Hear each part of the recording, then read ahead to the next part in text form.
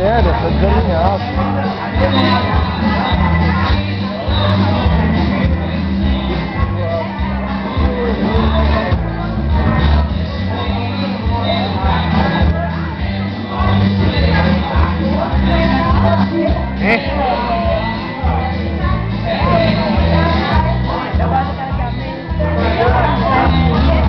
Karina, você queria ver, tá? Peraí.